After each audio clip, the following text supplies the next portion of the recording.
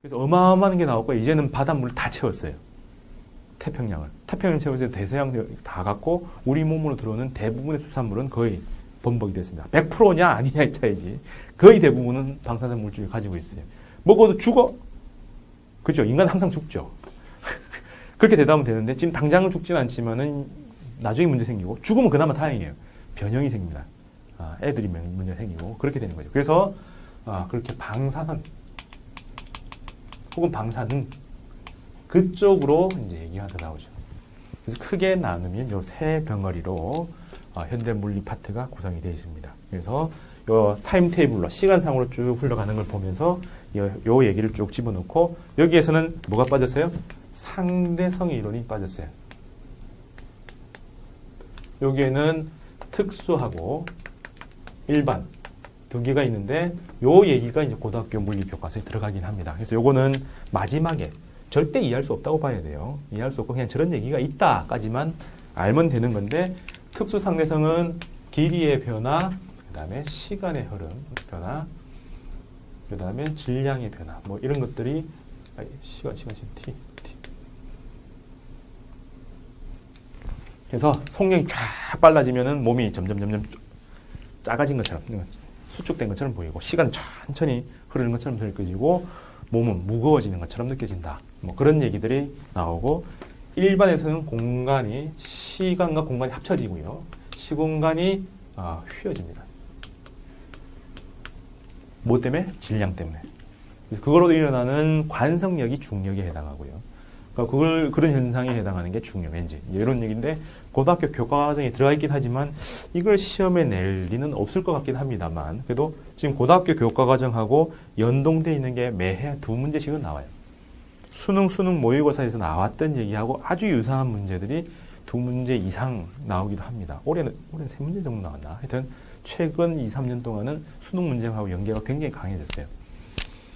그래서 이런 얘기가 혹시나 나올 수 있겠다. 왜냐하면 올해 수능부터 상대성 이론의 얘기가 가끔 들어오거든요. 그래봐야 뭐 저 얘기들밖에 없습니다. 근데 지금 이해해봐야 나중에 다 까먹어요. 여러분들 기억력이 초능력 수준으로 갈 때 그때 보시면 제일 낫습니다. 시험 직전에 뭐든 할 때. 됐죠? 자, 이렇게 해서 조감도 마치겠습니다.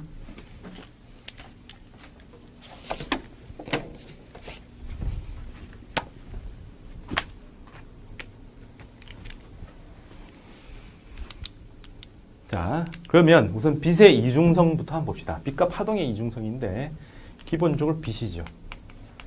방금 얘기한 대로 빛의 입자성을 얘기한 사람이 뉴턴, 옛날 사람으로 하면 뉴턴 1700년대 그 근방에 살았다. 이 사람은 우리가 파동을 배울 때 반사 굴절할 때 특히 굴절할 때 자동차가 가다가 느려지면 이쪽으로 빨라지면 이쪽으로 가는 것처럼 바퀴의 빠짐으로 해석하는 것. 요 얘기를 이 사람이 얘기한 겁니다. 그리고 다락방 같은 데 갔을 때 그 판자로 지은 집에 구멍이 뻥 뚫려 있을 때 이 속을 지나가면서 어디로 치우쳤냐에 따라서 이 둘 사이의 인력 때문에 빛이 이렇게 휘어진다. 빛이 그 틈을 구성하는 옆에 있는 물질 때문에 인력을 받아서 휘어져서 퍼져나가는 현상이 생긴다. 다락방에 올라가면 그렇게 생겨먹었죠. 바늘 구멍에서 들어오는 빛이 퍼지는 이유는 인력 때문이다라고 해석을 했던 겁니다. 근데 이때까지는 아무 문제가 없었죠. 근데 파동성에 해당하는 대표적인 것, 회절, 그리고 간섭현상. 회절하고 간섭현상이 제일 처음한 건 어떤 디스크, 원판으로 된 건데 빛을 이 통제를 아주 작게 해가지고 하나의 위상이 똑같은 빛을 어떻게 잘 조절해서 원판 모양의 물체를 앞에 딱 갖다 놓으니까 스크린에 그림자가 생기겠죠. 근데 그림자를 다 보면은 진한 데가 있고 약간 옅은 데겠죠. 당연히 이 스크린 멀리 가면 멀리 갈수록 이 진한 게 점점 흐려지고 옅은 게 점점 커집니다. 근데 정밀하게 하니까 요 가운데 한국말로 하면 이게 좀 강력한 힘이 없어요. 흰 점, 좀 약하잖아요. 근데 외국말로 하면 화이트 스팟, 둘 다 뜨뜨로 끝나니까 강하게 보죠. 화이트 스팟이 딱 생깁니다. 요걸 이제 나중에 여러분들 배운 거라면 두 개에서 회절이 일어나서 이중 슬릿에 의한 간섭에서 센터지요. 그럼 모든 빛이 뭐예요? 보강해서 밝아집니다. 그래서 까만 그림자만 있는 줄 알았더만 정밀하게 1800년 되면은 이제 기체도 따로따로 분리해서 포집할 수 있는 정도로 정밀도가 높아집니다. 기자재를 만드는 능력이. 그래서 통제해 보니 한가운데 하얀 점이 생기더라. 이거는 입자로는 절대 불가능하죠. 다른 데 안 생기다가 갑자기 가운데 한번 뿅 들어가? 말도 안 되죠. 이걸 해석하기 위해서 도입한 게 이제 파동입니다. 빛은 파동이다. 그래서 회절 간섭으로 이걸 해석할 수 있다. 1810년에 이걸 찾았고 프레넬이라는 사람이, 뿌아송 이런 사람들이 찾았는데 알고 보니 젊은 놈이란 놈이, 0이란 놈이 1800년에 이미 이걸 발견을 한 거죠. 그래서 빛은 이제는 이거 기각, 이거. 그러면서 회절 간섭, 뭐 기타 등등등 말 얘기를 쭉 하고 전자기 파다. 전기와 자기장도 엮여서 파동으로 간다. 수학적으로 막 컬 다이버전스 하면서 맥스웰이 쫙 만들어냅니다. 맥스웰 파동 방정식은 맥스웰의 전자기 그 방정식은 4개를 제가 적분 형태로 만들어드렸는데 물론 또 미분 형태도 있어요. 그래서 막 그렇게 막 만들어요. 그럼 다 희대 천재들이 만들었으니까 맞는 줄 알았죠.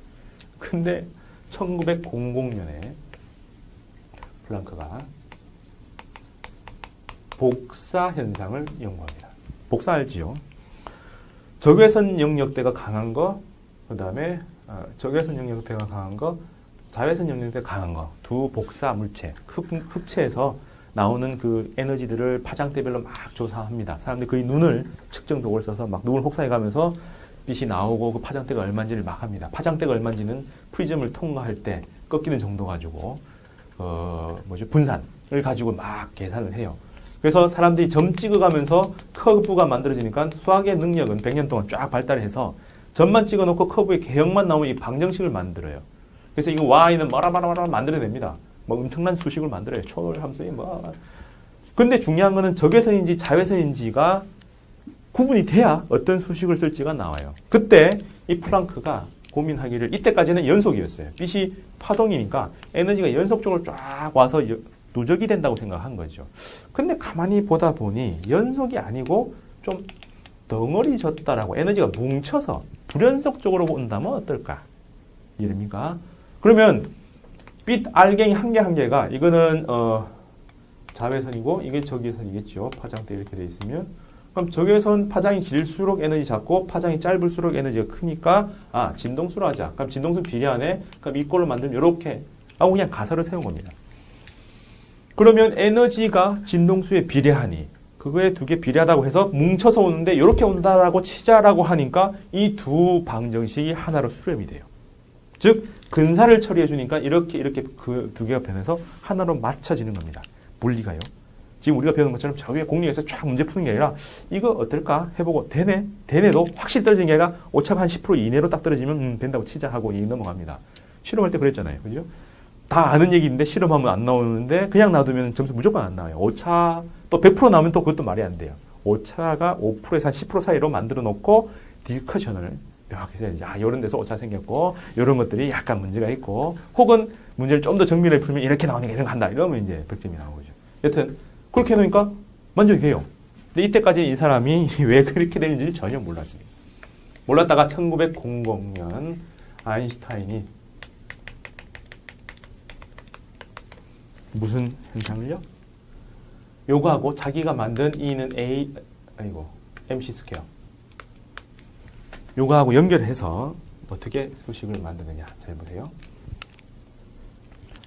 E는 HF라고 했는데 이게 람다분의 HC로 바뀌죠. V는 F 람다에서 V는 F 람다, V, F 람다니까 이렇게 바뀌죠. 그럼 여기서 요걸 하나 싹 떼버리니까 MC가 되고 이게 P라고 해도 되겠네.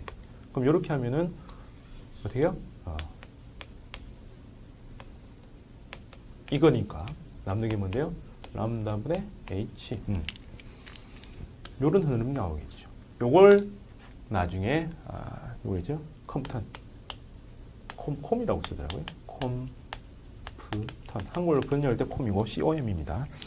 콤프턴이라는 사람이 이제 요걸 가지고 충돌로 해석을 합니다. 근데 아인슈타인은 요거 가지고 원래는 광전 효과로 해석을 하죠. 자, 이렇게 들어온다고 에너지 불연속이 아니라 광전 효과에서 덩어리, 즉 빛이 입자면 이 현상을 해석할 수 있다. 이 사람 실험 안 합니다. 실험 안 하고 요걸 막 해석해버리죠. 그리고 그러한 아이디어를 받아서 컴퓨턴이 빛도 파장대가 요만큼인 놈이 이러한 운동량을 가졌다라고 치고 전자하고 그 다음에 빛하고 충돌합니다. 그러면 전자가 이렇게 움직인다면 빛은 이렇게 또 움직이겠죠. 그럼 이때 이 비틀어지는 각도를 설정해서 우선은 운동량, 각각의 운동량이 구해지면 이꼴 합한 게 전부 다 같다.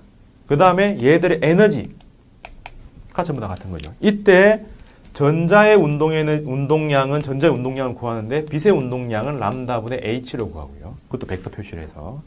그 다음에 P라는 게 mv죠. 근데 운동 에너지라는 거는 2분의 1 mv의 제곱이죠. 그러면 이건 P 제곱을 해놓고 2m으로 나누면 돼요. 그래서 현대물리에서는 운동 에너지를 2m분의 P 제곱으로 많이 씁니다. 그럼 이걸 또 뒤집어주면 운동량은 루트 2m E 카이네틱으로 많이 써요.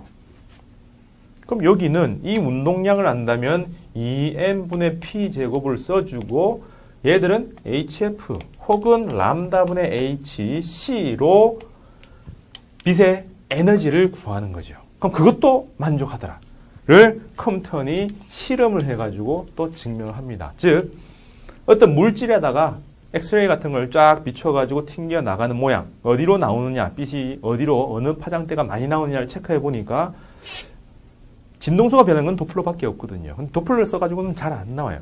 움직이는 물체에 전자가 움직이고 있으니까 움직이는 물체에 도플러 해도 안 나오는데 그냥 에너지 보존과 운동량 보존을 가지고 딱 계산을 해주니까 완벽히 떨어지는 거죠.